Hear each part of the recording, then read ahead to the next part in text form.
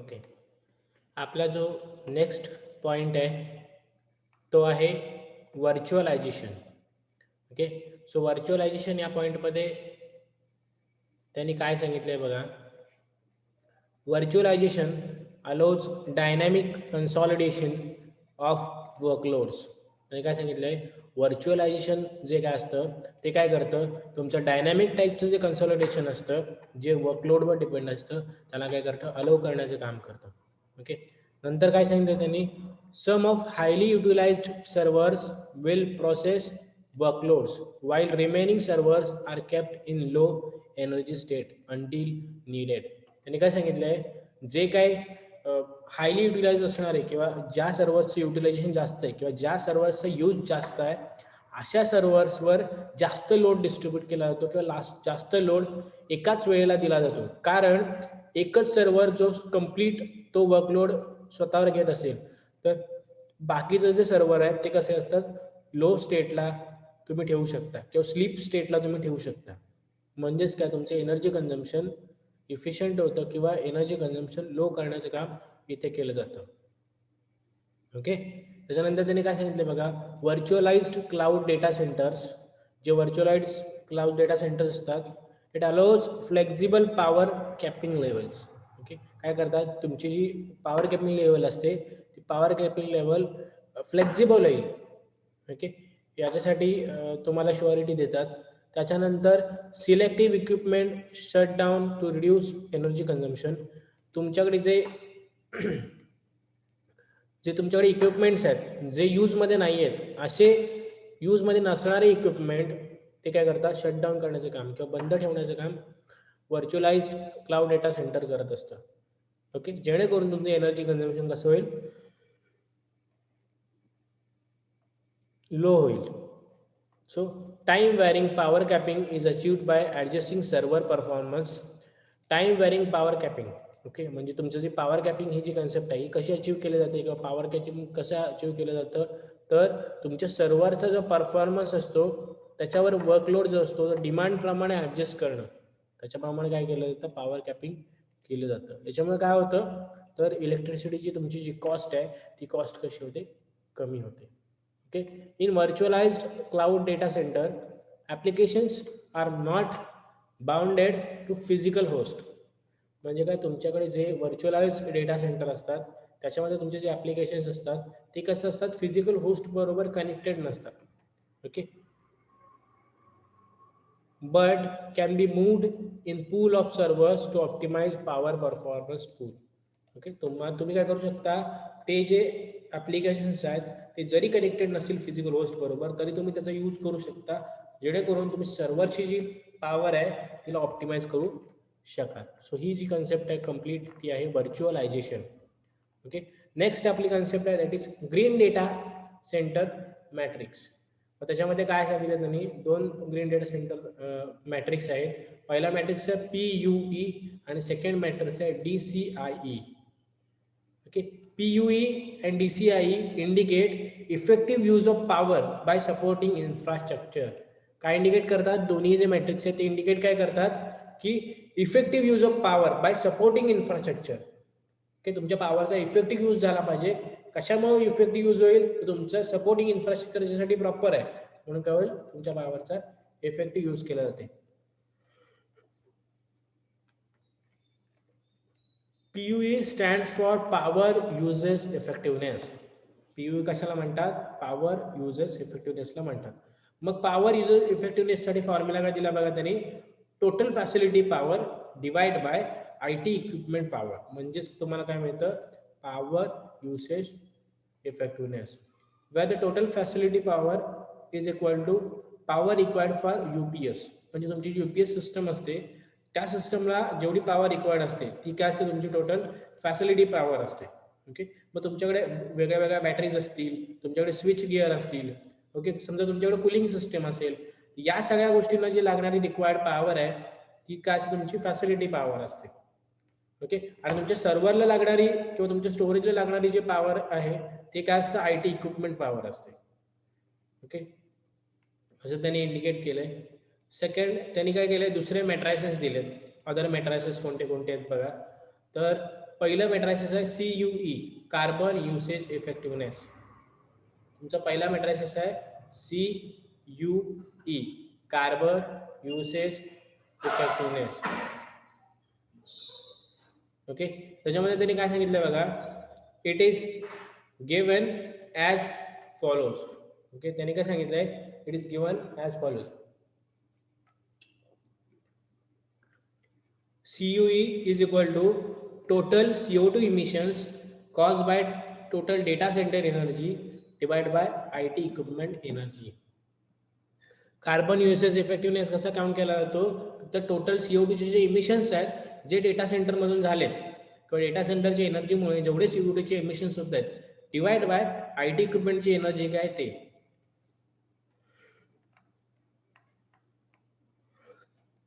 त्याच्यामध्ये त्यांनी युनिट्स काय दिले बघा, ह्याने काय दिलंय, CO2 इमिटेड साठी युनिट्स दिलेत, त्यानंतर युनिट्स ऑफ एनर्जी त्यासाठी युनिट्स दिलेत. हा फॉर्म्युला तुमचा कसा थोडासा मोठा आहे, लेंदी आहे, तो काय तुम्ही यूज नाही केला तरी चालेल. हा सिंपल फॉर्म्युला यूज केला तरी तुम्हाला डायरेक्टली जे CO2 चे इमिशन आहे किंवा CO2 युजेस इफेक्टिव्हनेस आहे तो तुम्ही कॅल्क्युलेट करू शकाल. ओके, नेक्स्ट तुमचा पॉईंट आहे WUE म्हणजे काय, water usage effectiveness. In data centre water is used for cooling and refrigeration. Data सेंटरमध्ये वॉटरचा यूज का केला जातो, कारण तुमच्याकडे प्रॉपर कूलिंग मेंटेन व्हावं किंवा तुम्हाला रेफ्रिजरेशनसाठी वॉटरची खूप जास्त नीड असते. किंवा डेटा सेंटरमध्ये कूलिंग पर्पजसाठी आणि रेफ्रिजरेशनसाठी वॉटर यूज केला जातो. It measures water used on site for operation of data center. Okay, साईटवर किंवा ऑन साईटवर डेटा सेंटरचे जे ऑपरेशन असतात त्याच्यामुळे काय केला जातं, वॉटरचा यूज केला जातो. ओके, मग ते वॉटरचा यूज कशासाठी केला जातो, ते कूलिंगसाठी किंवा ह्युमिडिफिकेशनसाठी केला जातो. मग WUE म्हणजे काय, वॉटर युसेज इफेक्टिव्हनेस कसा कॅल्क्युलेट केला जातो, annual water uses divide by IT equipment energy. म्हणजे तुमचा ॲन्युअल वॉटर युसेज तुमचा जो काय असेल तो डिवाइड बाय तुमच्या IT इक्विपमेंटची एनर्जी किती लागली ते. ओके, आणि त्याचं युनिट काय असतं, लिटर्स पर किलोवॅट आवर. म्हणजे काय, L divide by KWH, litres per kilowatt hour. Okay, next तुमचा जो पॉइंट आहे तो आहे WUE source. Okay, WUE source म्हणजेच काय, water uses effectiveness site plus source. त्यासाठी त्याने फॉर्म्युला बघा काय दिलाय, annual source water uses plus annual site water uses divide by IT equipment energy.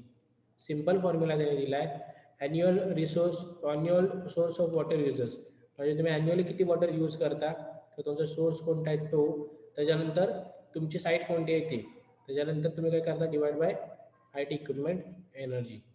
Okay, unit काय सांगितलं, लिटर्स पर किलोवॅट आवर, same units आहेत.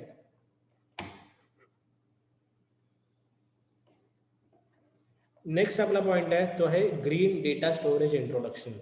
मग तरी इंट्रोडक्शन मध्ये काय दिलंय बघा, there are different types of data storage media based on their configuration, complexity, size, type of data access patterns and importance of data.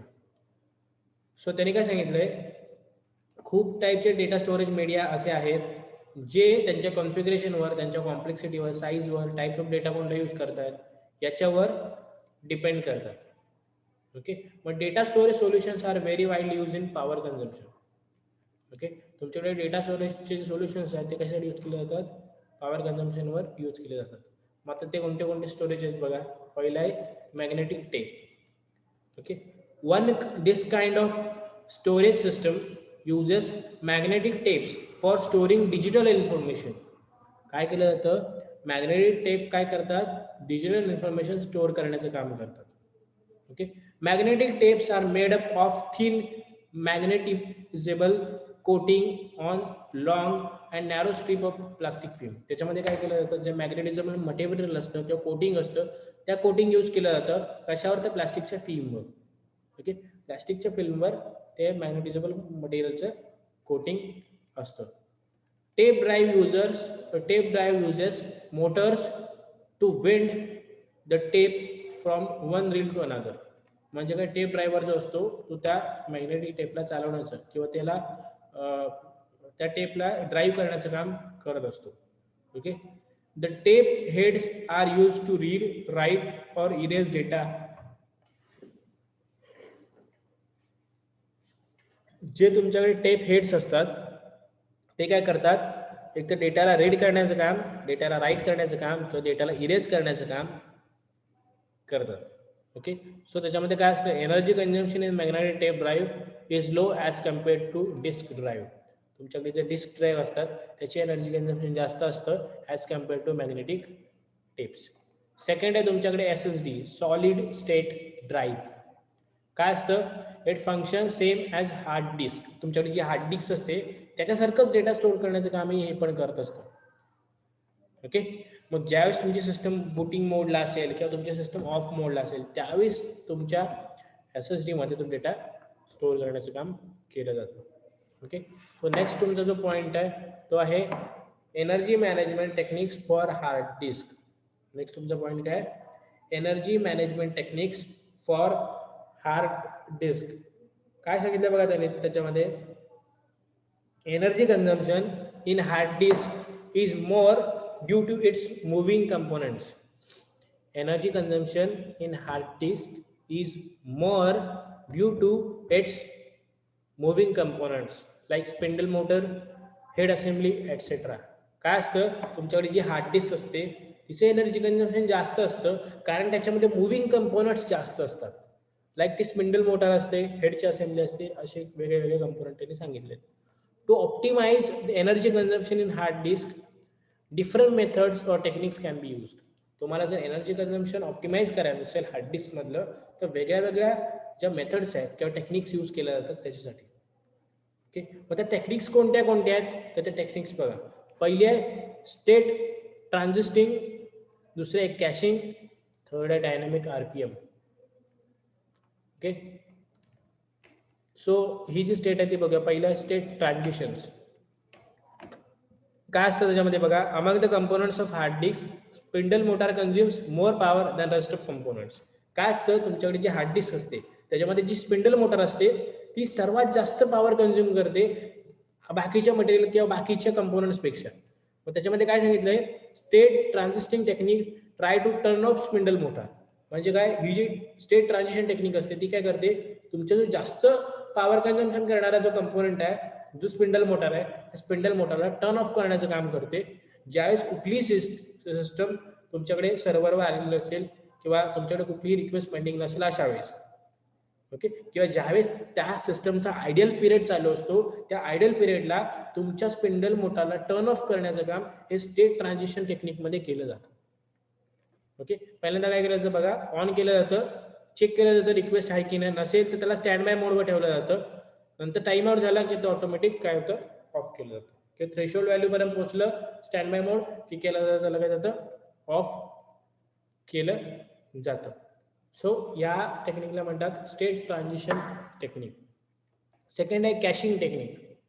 कॅशिंगमध्ये काय केलं जातं, डिस्क कॅशिंग मशीन.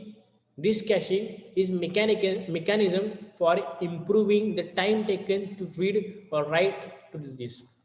म्हणजे डिस्क कॅशिंग कशाला म्हणतात, की असं मेकॅनिझम जे तुमच्या डिस्कला राईट करण्यासाठी राईट आणि रीड करण्यासाठी लागणारा जो टाइम आहे, ओके, तो इम्प्रूव्ह केला जातो.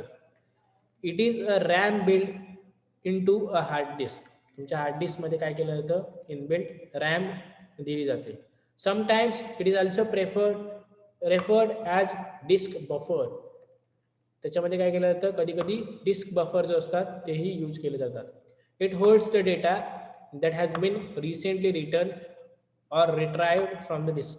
त्याच्यामध्ये काय केलं जातं, डेटाला होल्ड केलं जातं. कुठल्या टाईपच्या डेटाला, जो डेटा रिसेंटली तुम्ही राईट केलाय किंवा रिसेंटली रिट्राईव्ह केलाय अशा डेटाला डिस्कमध्ये काय केलं जातं, त्या होल्ड केलं जातं. Many enterprise storage solutions have large amount of cache in order to speed up the access of both read and write the request. तुम्हाला एखादी रिक्वेस्ट आली आणि तुमच्या कॅशे मेमरीमध्ये तो जर डेटा स्टोअर असेल तर तुमची रिक्वेस्ट रीड करण्यासाठी आणि राईट करण्यासाठी लागणारा टाइम कसा असतो, रिड्यूस होतो. Okay. So caching it can be use disk power management. मग त्याच्यामुळे काय होतं, तुमच्याकडे काय केलं जातं, तो डेटा स्टोअर असल्यामुळे कसं होतं, रीड अँड राईट हे फास्ट केलं जातं, त्याच्यामुळे तुमचं कसं असतं एनर्जी कन्झम्पशन लो करण्यासाठी ते हेल्प करतं. नेक्स्ट आहे तुमच्याकडे डायनामिक RPM म्हणजे काय, rotations per minute. So dream is another way of managing energy consumption in hard disk. Okay, DRAM is another way of managing energy consumption in hard disk. DRAM ही अशी एक technique आहे, जी technique काय केलं जातं किंवा असा एक वे आहे ज्याच्यातून तुम्ही एनर्जी कन्झम्पशन हार्ड डिस्क मधलं काय करू शकता, मॅनेज करू शकता. As we know from the previous section, spindle motor of disk consumes more power. Okay, because it rotates. Okay, ज्यामुळे काय असतं, स्पिंडल तुमची मोटर असते ती काय असते, जास्तीत जास्त पॉवर कन्झ्युम करते. कारण का, ती कशी असते, रोटेटिंग, कायम ऍक्टिव्ह मोडमध्ये असते किंवा रोटेटिंग कंडिशनमध्ये असते. ज्यावेळेस ते रिक्वेस्ट सर्व करत असते त्यावेळेस ती कशी असते, रोटेटिंग कंडिशनमध्ये असते किंवा ऍक्टिव्ह मोडमध्ये असते. The goal of DRPM is to optimize power और energy by modulating spinning speed of disk. काय केलं जातं, DRPM काय केलं जातं किंवा रोटेशन्स पर मिनिट, त्या ज्या स्पिंडलचा स्पीड असतो त्या स्पिंडल स्पीडला किंवा स्पिंडलच्या मोटरच्या स्पीडला काय केलं जातं, मॉड्युलेट केलं जातं. का, म्हणजेच मॉड्युलेट केलं जातं म्हणजे काय, त्याच्या रिव्हॉल्युशन्स पर मिनिट आहेत त्या कशा केल्या जातात, मॅनेज केल्या जातात पॉवर रिक्वायरमेंट प्रमाणे. Okay, the basic idea is to dynamically modulate rotations of platters or dynamically change the speed of spinning disk. तेच त्यांनी याच्यामध्ये या पॉईंटमध्ये सांगितले. नंतर काय सांगितलं बघा, slowing down the spinning speed save lot of energy consumption. तुमच्या जो स्पीड आहे स्पिनिंगचा तो जर कमी केला स्पिंडलचा तर काय होतं, ऑटोमॅटिकली पॉवर कन्झम्पशन कसं होतं, लो होऊन जातं. आणि त्याच्यामुळे काय होतं, तुमच्याकडे तुमच्या कम्प्लीट सिस्टममध्ये फ्लेक्झिबिलिटी येते. म्हणजे कशी, तुम्ही तुमच्या रिक्वायरमेंट प्रमाणे काय करू शकता, जे तुम्ही तुमच्या रिक्वायरमेंट प्रमाणे काय करू शकता, ज्या सगळ्या स्पीड आहेत किंवा मल्टी टाईप स्पीड तुम्ही त्याच्यामध्ये यूज करू शकता. मग त्याच्याप्रमाणे तुमचं एनर्जी कन्झम्पशन इन्क्रीज होईल किंवा त्या रोटेशनल स्पीडवरती एनर्जी कन्झम्पशन डिपेंड करेल. समजलं? मग हा जो पॉईंट आहे तो आहे तुमचा डायनॅमिक RPM किंवा डायनॅमिक रोटेशन्स पर मिनिट. इथे तुमचा जो सेकंड युनिट आहे तो संपलाय. आपण काय करूया, नेक्स्ट लेक्चरला थर्ड युनिट स्टार्ट करूया. थँक्यू.